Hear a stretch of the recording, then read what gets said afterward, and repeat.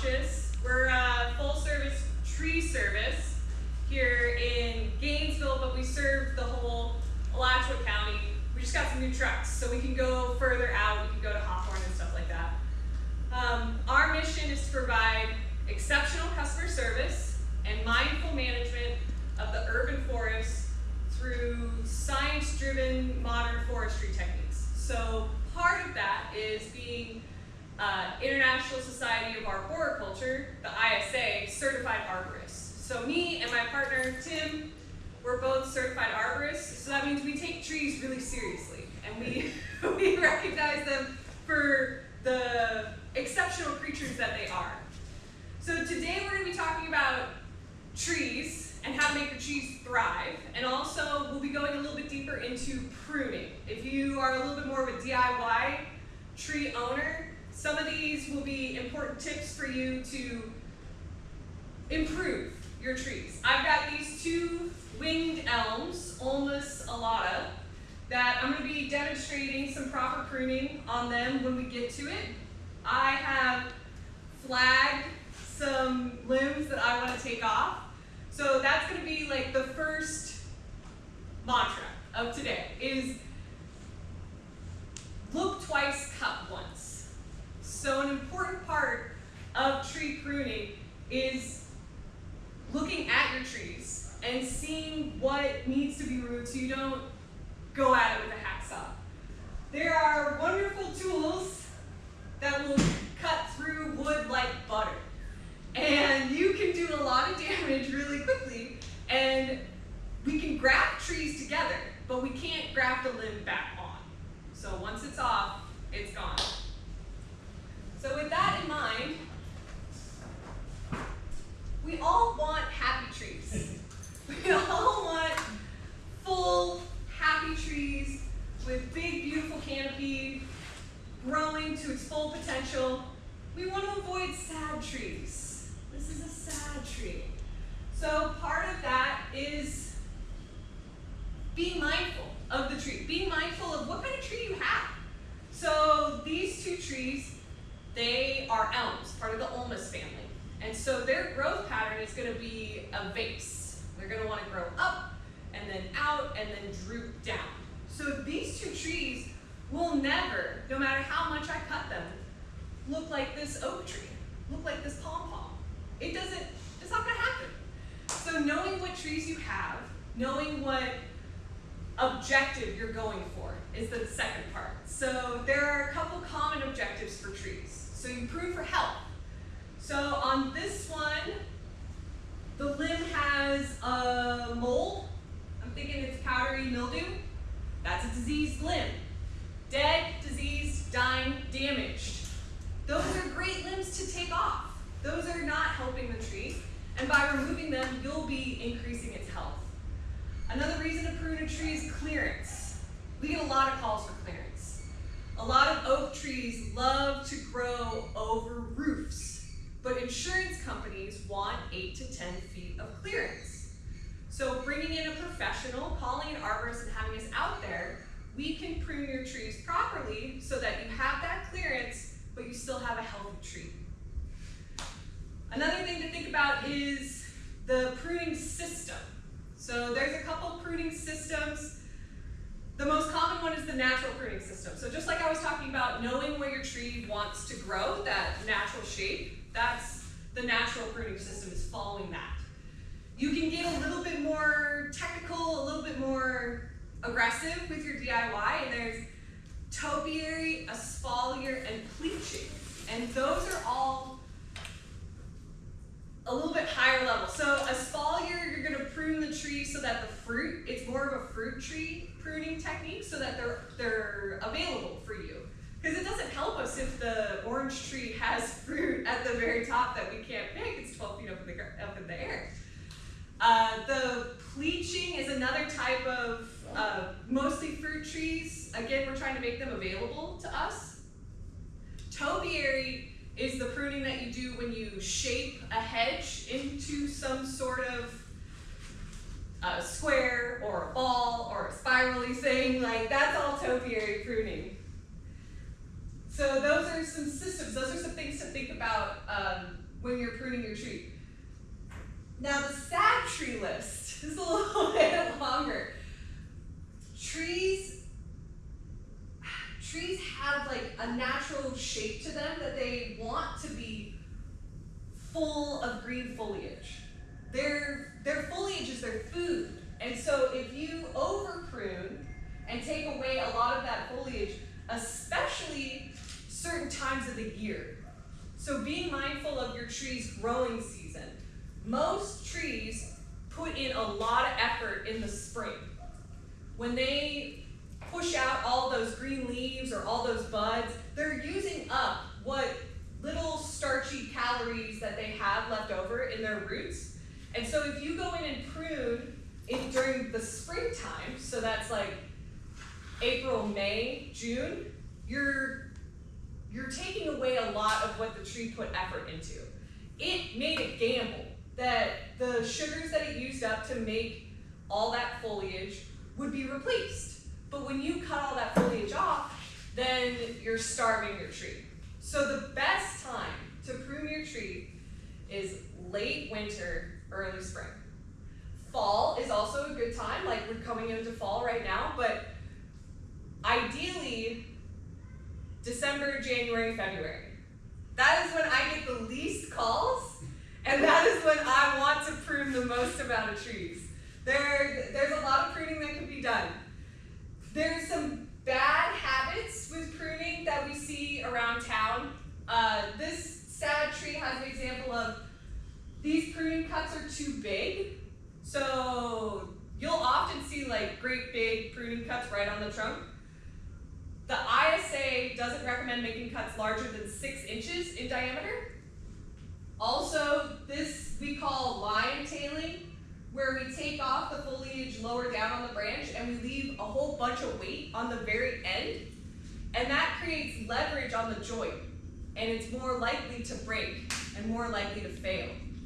So there's some things to know about pruning trees that will really help your tree last longer and thrive. One last PSA announcement. This has nothing to do with pruning, but mulch volcanoes are bad.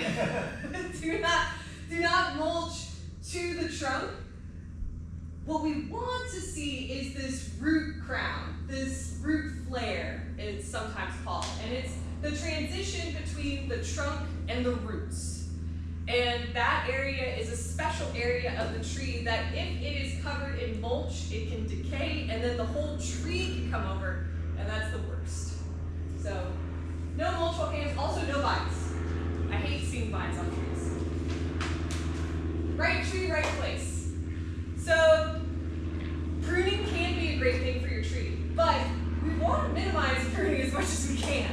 So, having the right tree in the right place will really help that. These are some general guidelines.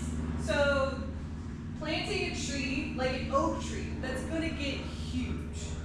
Keeping it 40 feet away from overhead and underground power lines will prevent the necessity of pruning it all the time. Utility guys are going to prune your tree. They're not going to stop. If the tree is within 10 feet of the power line, they will cut it off. Yes, their objective is clearance. They are clearance pruning. They are not in the business of maintaining the health of your tree. They're in the business of maintaining your power. So they're going to prune your tree, whether you want them to or not. So plant it away. This elm tree has the potential to get 60 feet tall. So being mindful of what it's going to be in its full grand growth is important for planting. Also having your tree away from your house too. Like I was talking about, when the limbs start going over your roof, insurance companies don't like that. So you have to call in a professional and have us prune it back away from your roof. But if you were to plant this tree in the right place, you wouldn't have to do that.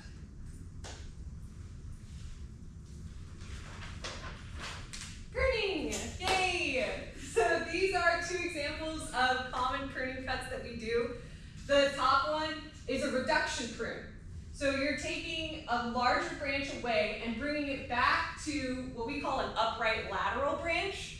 It's a minor branch, and so that branch with its foliage is going to fill in the space that you've created. So this reduces the canopy. This lower image is a removal. So we've taken off this entire branch back to the trunk. This area right here is very important. This is called the branch collar. The branch collar has a special area of cells that can close off a wound. Trees don't really heal. They do this thing called compartmentalization of decay in trees, coat it. And what it's doing is it's walling off that open space that you've created and allowing the water and the sugar to continue to flow. So that's what the tree is doing when it heals over. And it needs the branch collar to do that. This diagram is showing the 3-part cut. So this 3-part cut reduces the chance of peeling the limb and reduces the chance of injuring that branch collar.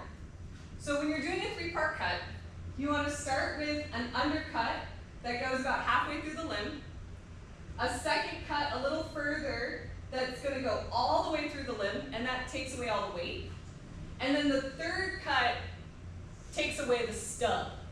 Leaving a stub is just as bad as doing a flush cut. So a stub will leave a branch outside of the branch collar, and the tree can't wall it off. And that decaying wood is an invitation for insects, disease, fungus to get to the heartwood and reduce the structure. So a flush cut is when you cut off the branch collar and cut it all the way at the trunk. This is going to stress the tree out. It stresses it out. It makes it sprout a lot in that spot because that's its response to being stressed out. So being mindful of the branch collar is really important. So like I said in the beginning, these 2 winged elms, Ulmus altas, are going to get pruned today. And the reason I'm going to prune them is because this one has a diseased limb. This limb is dead. This limb is crossing and touching another one. This one I'm pruning for, it's like balance. So I want this stem to be the main leader of the tree. I want to identify one leader and have this be the center. This also has some sort of scorched fungus probably on it. And then this branch is growing downward. So those are some things to look for when you want to prune your tree. Like I mentioned before, the 4 Ds, dead, diseased, dying, damaged. That's what we're looking for. And when you're pruning, always have clean tools. So I cleaned these last night. Clean and sterile. So that would be a 10% bleach or a 70% alcohol. That'll reduce the chances of you spreading diseases between plants. So there's lots of diseases that can be spread through pruning tools. Also, I'm not good at listening to my own advice. Safety glasses will help you not get poked in the eyes while you're doing this. Sunglasses will work too. But for this, these limbs are kind of small, so I'm just going to cut these right back to the trunk. I flagged these earlier because I was staring at these trees for like, 5-10 minutes and decided what I wanted to prune. It's better to make 1 cut than 10 cuts.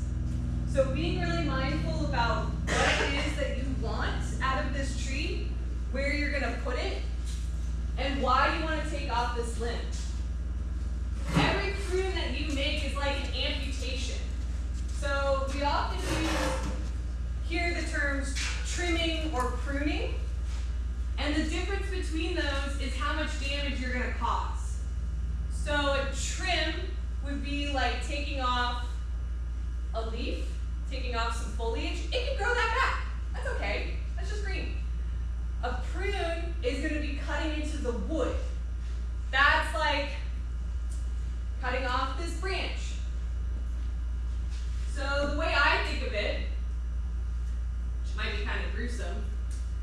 But a trim is like cutting off your fingernail. It's gonna grow back, no big deal. A prune is like cutting off your whole finger. It's not gonna grow back. It's not gonna grow back. But it will seal over and heal over and you will live, but you're not gonna grow that finger back.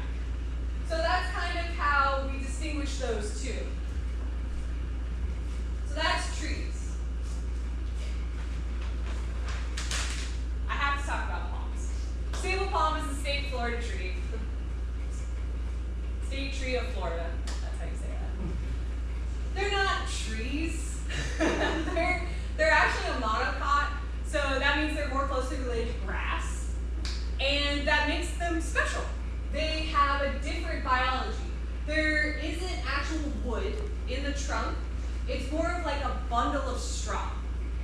And this means that they have a very interesting root system that all their roots come from the trunk out. They don't branch out like trees. That limits the amount of nutrients that is available to the palm tree. So what the palm does, which is super cool, is it pulls nutrients back out of its lower fronds. That being said, we don't want to starve the palm tree by removing all of those all of those fronds. So only removing the ones that are like brown and crispy and have been completely used up is what we recommend. And really just taking it to 9 and 3 is great, and it allows there to be this habitat that's really unique. Bats love palm trees. So do cockroaches and spiders and rats, all these things that you don't want in your house. Give them a place to live. A place to live in the palm tree. Let them have their place. Last thing with palms, there is, because it's not a tree, it's a grass, there's one frond in the center. It's called the meristem. And if you go too far with your pruning and you cut that meristem, the entire tree will die. It is where all the fronds come from. Last but not least, don't get hurt. Call an expert. Okay? There are many tree companies here in Florida. There are many tree companies in this county. There are many in this city. So if you're working on a ladder, please think, maybe I should call an arborist. Maybe I should call someone. We don't recommend cutting above your head. We don't recommend using a chainsaw or a pruning saw above your head or on a ladder. Ladders are so dangerous. Please keep both feet rooted in the earth while you're making these pruning cuts, while you're making these 3-part pruning cuts. We are here and available at your call. There are, like I said, there are some ISA certified arborists. Me and my partner are 2 of them here in Gainesville. I think there's like a dozen. But if you go on the TCIA, Tree Care Industry of America website, it'll show you by your city who's an arborist. Yeah, we have cards and stickers, and you can sign up for a newsletter on your way out if you would like. I am open to questions right now, but with an asterisk. If you have questions about your specific tree, I don't have an answer. Please call us, and I will come out and look at your tree, and I will give you a consultation, and we will design a plan one-on-one for your tree. But if you have some general questions, I'm all ears. Yes, sir. So when you were talking about the three-part cut for the tree, is there any way that you would do that differently, like if it was like a crepe myrtle or some Lego? Like that, I think I remember reading like where you don't want to cut it all the way back to the tree because of the way it grows over or something. Probably because the flush, like you don't want to do a flush cut. Right. Like you just want to cut it back to the branch collard. Yeah, so crepe myrtles are a special type of tree that you can do that pollarding to, and it's because they have that really thin bark. So I would suggest sticking with the 3-part cut in general for pruning your crepe myrtle to reduce the chances of opening up a wound. But yeah, crepe myrtles are special and they're in their own category. You can prune them in a bunch of different ways. Anything else? When do you normally prune those? Oh, yeah, late winter, early spring.